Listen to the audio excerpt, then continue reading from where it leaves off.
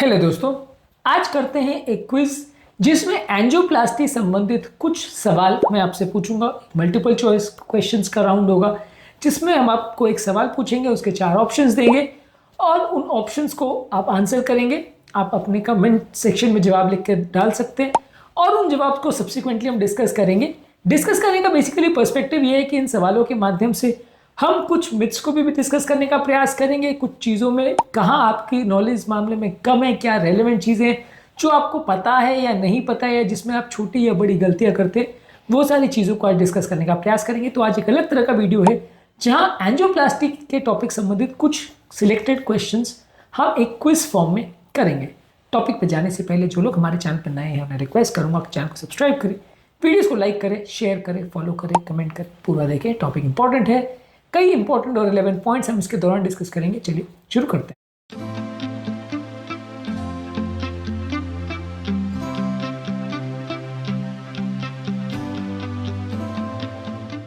सबसे पहला, एंजियोप्लास्टी क्या है?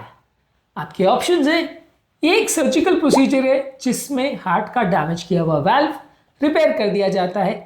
सेकेंड ऑप्शन है, ये एक प्रोसीजर है जिसमें नली को चौड़ा किया जाता है। जो नली अगर बंद हो गई, सिकुड़ गई है, उसको चौड़ा किया जाता है। नंबर 3, ये एक मेडिसिन है जो हार्ट के ब्लड के क्लॉट या खून के थक्के को घोलती है।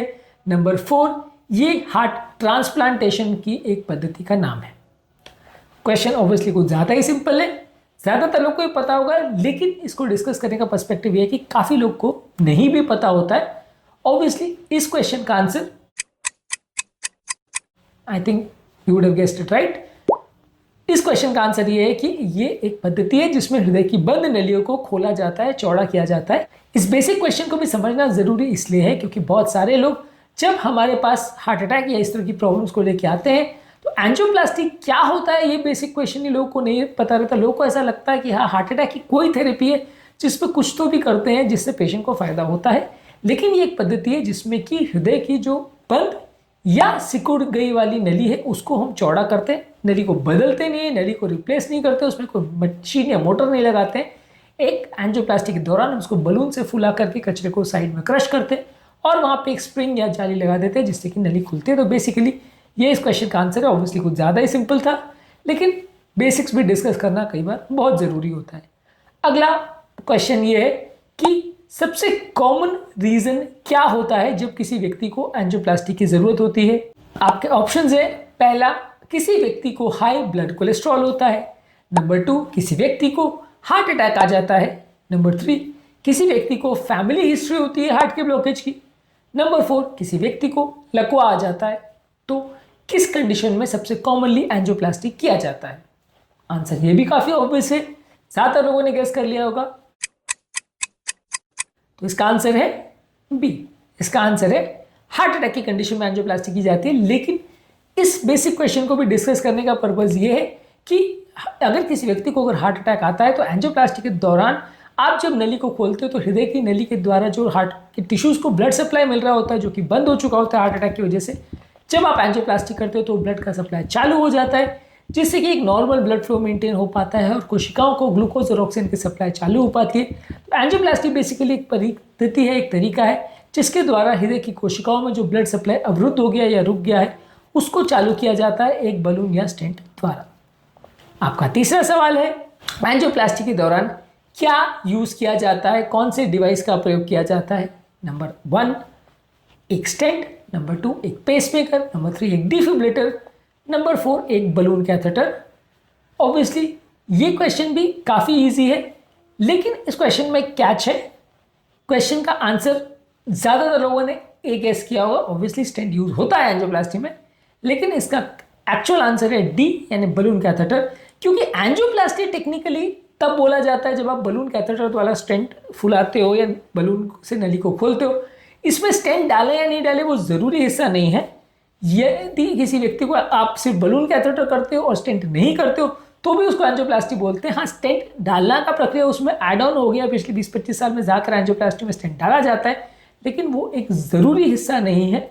यदि आप सिर्फ बलून भी फुलाते हो और स्टेंट नहीं भी करते हो तो भी उसको एंजियोप्लास्टी बोलेंगे। तो यदि किसी व्यक्ति को अगर आप एंजियोप्लास्टी बोल रहे हो तो वहाँ बलून कैथेटर यूज हुआ हो, ये सबसे कंपल्सरी पार्ट है। स्टेंट हो या नहीं हो ये ज़रूरी हिस्सा नहीं है।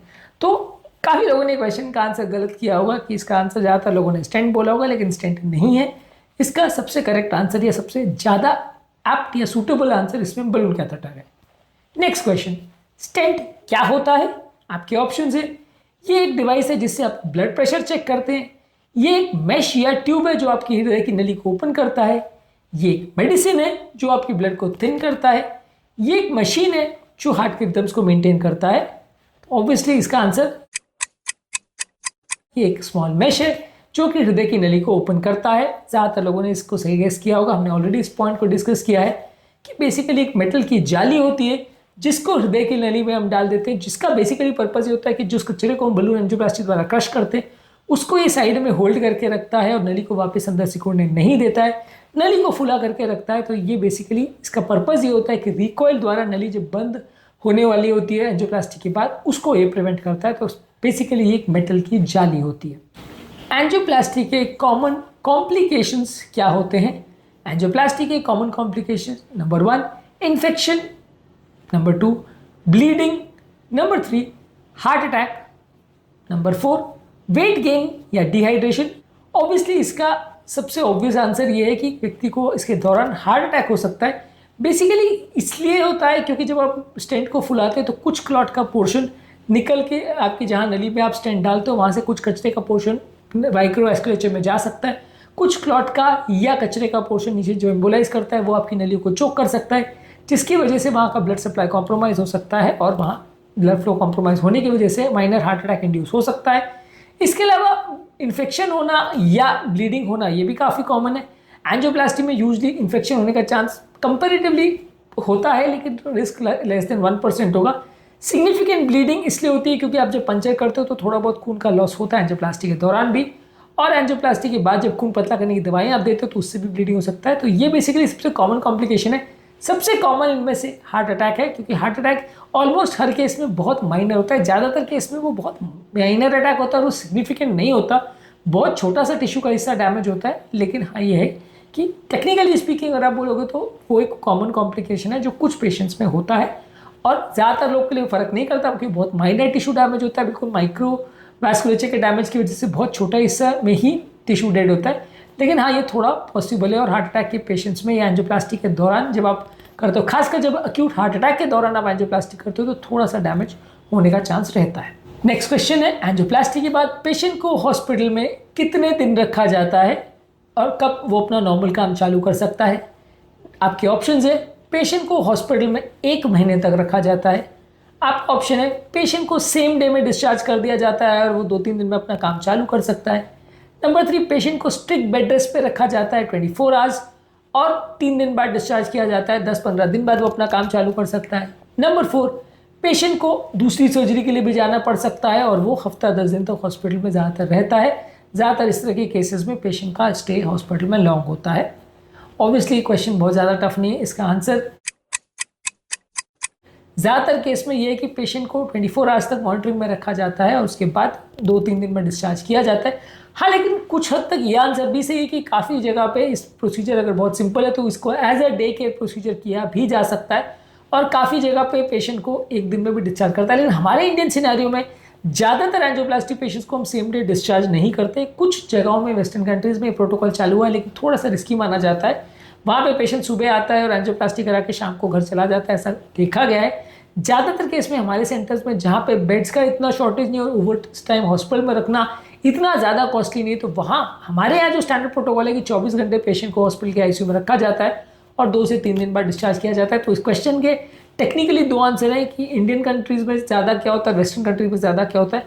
हमारे लिए ज़्यादा सूटेबल आंसर है कि हम 1 दिन आईसीयू में और 2 से 3 दिन हॉस्पिटल में रखते हैं और 5-7 दिन के बाद पेशेंट अपना काम चालू कर सकता है। अगर बड़ा हार्ट अटैक है तो पेशेंट अपना काम 10 से 15 दिन के बाद चालू कर सकता है और अगर माइनर हार्ट अटैक है तो 3-4 दिन 5 दिन में भी वो अपना काम चालू कर सकता है। तो बेसिकली यहाँ पे भी हमारा क्वेश्चन भले बहुत ज़्यादा डिफिकल्ट नहीं हो, पर्पज़ यही था ये समझने का कि एंजियोप्लास्टी में ज़्यादातर पेशेंट्स को 2-3 दिन में डिस्चार्ज किया जा सकता है और अगर बगैर हार्ट अटैक वाला एंजियोप्लास्टी तो ज़्यादातर वो अपनी नॉर्मल लाइफ को 5-10 दिन या 15 दिन में चालू कर सकता है, अपना जॉब भी 5-7 डेज़ के बाद चालू कर सकता है। एंजियोप्लास्टी के बाद सबसे इंपॉर्टेंट लाइफस्टाइल चेंजेस आपको क्या करना चाहिए यदि किसी व्यक्ति की एंजियोप्लास्टी हुई है? आपके ऑप्शन है, बैलेंस डाइट लीजिए, नंबर 2 एक्सरसाइज कीजिए। नंबर 3, स्मोकिंग और अल्कोहल को अवॉइड करिए। नंबर 4, पानी ज़्यादा मात्रा में पीजिए।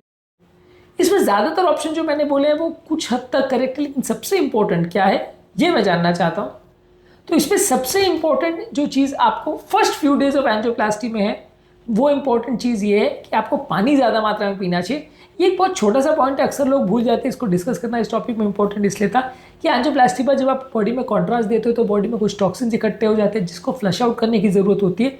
तो पहले कुछ दिन एंजियोप्लास्टी में जब आप पेशेंट को डिस्चार्ज करते हो तो आप एक्सपेक्ट करते हो कि वो पानी ज़्यादा पिए।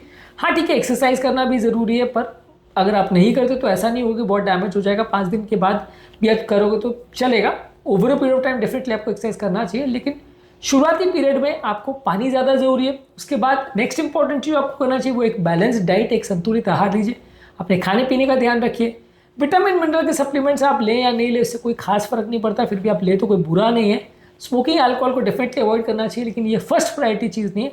तो at the end of the day ये सारे पॉइंट जो है वो इंपॉर्टेंट तो हैं, लेकिन शुरुआती फर्स्ट दिनों में पानी पीना सबसे ज़्यादा इंपॉर्टेंट लाइफस्टाइल चेंज है जो आपको ज़्यादा करना चाहिए। बाकी सारी चीज़ें यानी बैलेंस डाइट वगैरह चीज़ें वो उसके बाद की प्रायोरिटी में आता है। तो बेसिकली शॉर्ट में हमने आज कुछ क्वेश्चंस को डिस्कस किया, एक क्विज के फॉर्म में इसको डिस्कस किया। कुछ क्वेश्चंस बहुत ज़्यादा इजी थे, लोगों को लगा कि यार बहुत ही इररिलेवेंट और छोटे से सिंपल क्वेश्चंस थे, लेकिन बहुत सारे लोग आप में से ऐसे होंगे जिनको इनके बारे में बहुत डिटेल नहीं पता होगा। हमारे चैनल के भी कई व्यूअर्स होंगे, ऑब्वियसली हमारे चैनल के जिन्होंने बाकी वीडियोस देखे हैं ज़्यादातर लोगों को पता होगा ये सारे कॉन्सेप्ट के बारे में, लेकिन फिर भी कई ऐसे होंगे जो पहली बार चैनल पे आए होंगे जिनको इसके बारे में बहुत बेसिक कॉन्सेप्ट नहीं पता।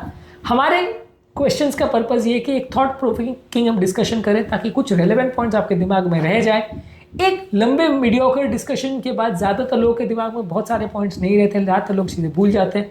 क्वेश्चन आंसर के फॉर्म में डिस्कस करने में काफ़ी बातें दिमाग में रह जाती हैं। तो आज हमारे डिस्कशन का ये पर्पज़ था।